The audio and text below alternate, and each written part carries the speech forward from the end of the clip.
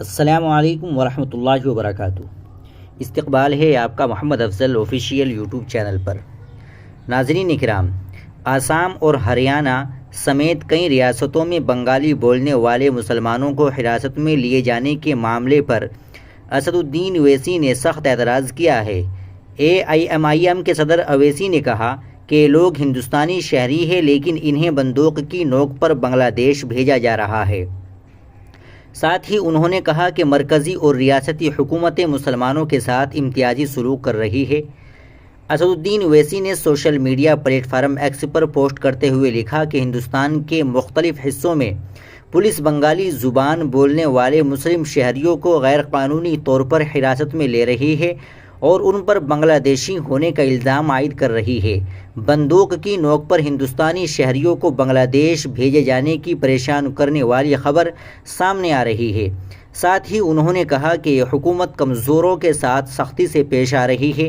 جن لوگوں پر غیر قانونی تارکین وطن ہونے کا الزام عائد کیا جا رہا ہے ان میں سے زیادہ تر غریب لوگ ہیں۔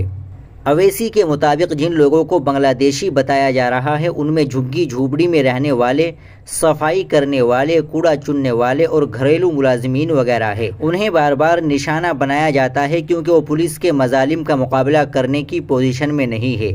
انہوں نے ایک اور ایکس پوسٹ میں لکھا کہ پولیس کے پاس کسی بھی شخص کو صرف اس لیے حراست میں لینے کا حق نہیں ہے کہ وہ کوئی خاص زبان بولتا ہے۔ یہ وسیع حراست غیر قانونی ہے۔ قابل ذکر ہے کہ کچھ روز قبل پولیس نے پونے شہر سے 5 بنگلہ دیشی خواتین کو گرفتار کیا تھا۔